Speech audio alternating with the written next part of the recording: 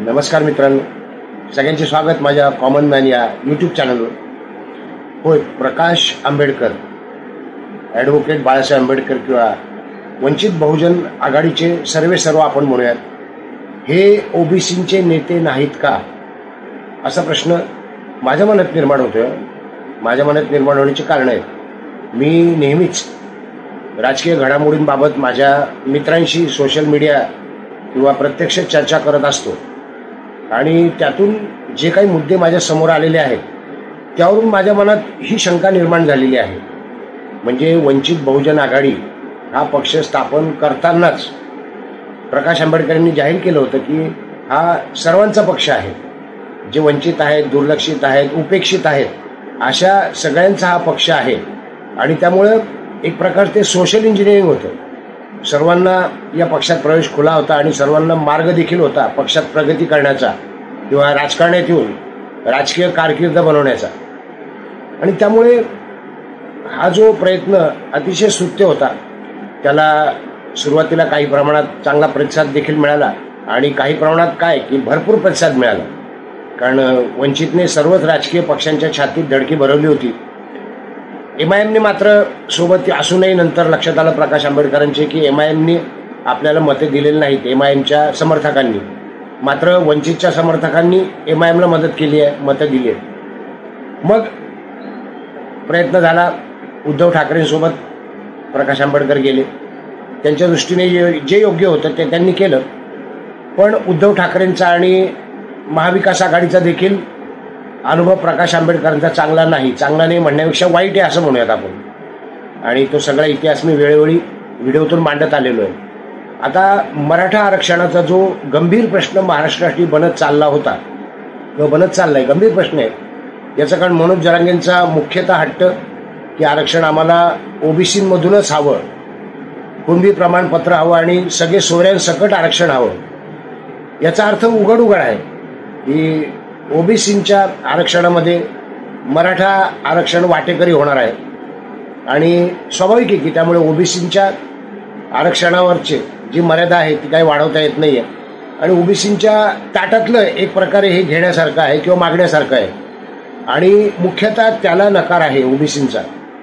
मराठ्यांचा देखील नकार आहे. काही मराठे जे सुज्ञ आहेत त्यांना देखील हे कळतंय की मराठ्यांना आरक्षण मिळालंच पाहिजे, मात्र ते स्वतंत्र आरक्षण मिळायला हवं, असं कोणाच्या ताटातून घ्यायला नकोय. ते स्वतंत्र आरक्षण दिलं एकनाथ शिंदे साहेबांनी. आणि तरी देखील जरांगे अजूनही हट्टाला पेटलेले आहेत. असं म्हणतात की जरांगेंच्या पाठीशी शरद पवार आहेत असं म्हणतात. म्हणजे अनेक लोक म्हणतात, समजतात. पण शरद पवारांनी देखील जाहीर केलंय की ओबीसीमधून आरक्षण देणे योग्य नाही मराठ्यांना. तरी देखील जरांगे हट्टाला पेटलेले आहेतच किंवा हट्टाला पेटल्यासारखं दाखवत आहेत असं म्हणूयात आपण. त्यांचं उपोषण आजच त्यांनी स्थगित केलेलं आहे. याचं कारण त्यांची तब्येतीवर परिणाम झालेल्या उपोषणाने. उद्यापासून वंचित बहुजन आघाडीची ओबीसी आरक्षण बचाव यात्रा आहे. त्याच्या आधी लक्ष्मण हाकेंनी ही यात्रा काढलेली आहे आरक्षण बचावची आणि तिला देखील चांगला प्रतिसाद मिळालेला आहे. पण आता जे उद्यापासून जी ओबीसी आरक्षण बचाव यात्रा आहे, प्रमुख 6 मुद्दे प्रकाश आंबेडकर सांगितले. त्यातले प्रमुख मुद्दे मी सांगतो की मराठ्यांना ओबीसीतून आरक्षण मिळू नये, त्यांना स्वतंत्र आरक्षण द्यावे, हा पहिला मुद्दा आहेच. मग SC ST आणि ओबीसी च्या शिष्यवृत्ती, म्हणजे SC ST प्रमाणेच ओबीसींना देखील शिष्यवृत्ती मिळावी. त्याचप्रमाणे त्यांना पदोन्नतीमध्ये आरक्षण हवं, पदोन्नतीमध्ये, ही या मागण्या आहेत. अशाच प्रकारच्या सर्व समाजाच्या म्हणजे ओबीसींच्या, SC STच्या भल्याच्या मागण्या घेऊन प्रकाश आंबेडकर निघाले आहेत. आणि गंमतमय त्यांनी आमंत्रणं दिली आहेत, सर्व ओबीसी नेत्यांनी दिली आहेत. तसंच इतर समाजाच्या नेत्यांनी देखील शरद पवार यांना, पंकजा मुंडे यांना आरक्षण दिलेलं आहे, आमंत्रण दिलेलं आहे. आणि आता उद्या खरोखर हे नेते उपस्थित राहतील काय, कारण सोशल मीडियावर असा एक सूर मला आढळला, मी वेळच्या वेळी त्या लोकांना उत्तर दिलेले की प्रकाश आंबेडकर हे स्वतःची राजकारण चमकवण्यासाठी हे करतायत. हास्यास्पद आहे. प्रकाश आंबेडकरांना राजकारण स्वतःचं चमकवण्याची गरज नाही, ते ऑलरेडी चमकलेले आहेत. ऑलरेडी त्यांनी सर्व राजकीय पक्षांच्या उरात धडकी भरवली होती आणि आपण सगळे साक्षीदार आहोत. त्यांचा प्रामाणिक हेतू आहे वंचित बहुजन आघाडीची जी स्थापना ज्या हेतूने झालेली आहे ते सर्व वंचितांच्याच कल्याणासाठी आहे आणि स्वाभाविक आहे की ओबीसीमधून हे आरक्षण मिळू नये हे त्यात काहीही चूक नाही आहे. पण मग आता हे सगळे जे नेते ज्यांना बोलवले सध्या ओबीसीचे नेते म्हणून एक छगन भुजबळ देखील प्रसिद्ध आहेतच, शेंडगे प्रसिद्ध आहेत, पंकजा मुंडे आहेतच. नक्की ओबीसीचा नेता कोण जो सगळ्यांना एका मोठेमध्ये बांधू शकेल किंवा सगळ्यांना एकत्र आणू शकेल? तर मला तरी असं वाटतं ती ताकद प्रकाश आंबेडकर यांच्याकडे आहे आणि त्यांनी जर राजकीय कारकीर्द चमकवण्यासाठी हे काढलंय किंवा त्यांच्या पाठीशी एकनाथ शिंदे असा देखील एक मी सूर ऐकला बरं का.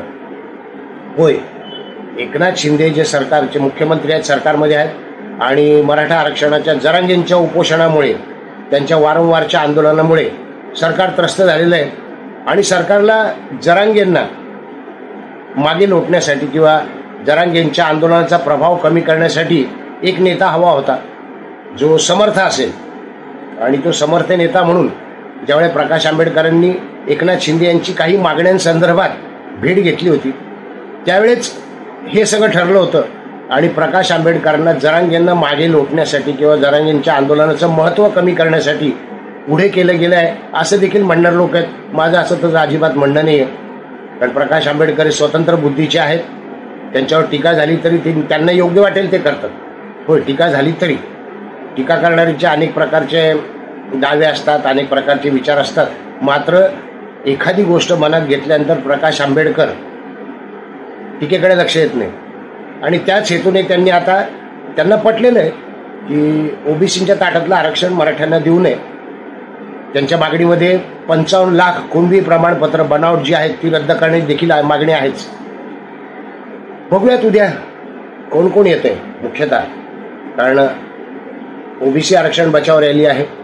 जास्तीत जास्त ओबीसी बांधवांनी यामध्ये सामील व्हायला पाहिजे असं मला वाटतं. ओबीसींना वाटतं की नाही माहीत नाही, व्हायला पाहिजे, कारण प्रकाश आंबेडकर तुमच्या हक्कासाठी लढत आहेत. प्रकाश आंबेडकर किंवा आंबेडकरवादी जे आहेत त्यांचे समर्थक, त्यांच्या आरक्षणाला कोणीच धक्का लावू शकत नाही आणि त्यांच्या आरक्षणाचं काहीही नुकसान नाही आहे. ते ओबीसींसाठी म्हणून ही ओबीसी आरक्षण बचाव यात्रा काढतायत. त्यांच्या मागण्या देखील आपण बारकाईने बघितल्या तर केवळ स्वतःच्या समाजासाठी नाही आहे तर सर्व ओबीसींसाठीच त्यांनी मागण्या केलेल्या आहेत. मग ते एकनाथ शिंदेंचे पाठीराखे म्हणून पुढे आले आहेत का? एकनाथ शिंदेंनी त्यांना पुढे केलं आहे का? त्याच्या मागे दुसरा कुठला राजकीय विचार आहे का? स्वतःची राजकीय कारकीर्द चमकवण्यासाठी ते पुढे आले आहेत का? हे सगळे प्रश्न गौण आहेत.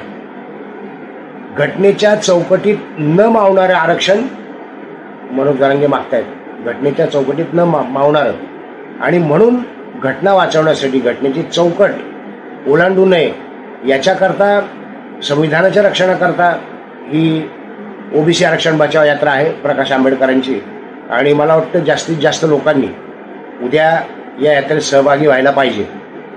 जरी मनोज जरांगेंनी आज उपोषण स्थगित केलं तरी काही नजर वाटत असेल की यात्रा ही होणार नाही, कारण मुख्यतः मनोज जरांगे हाच प्रश्न होता आणि त्यांचं आंदोलन दडपण्याकरता ही यात्रा होती, तर ते चुकीचं आहे.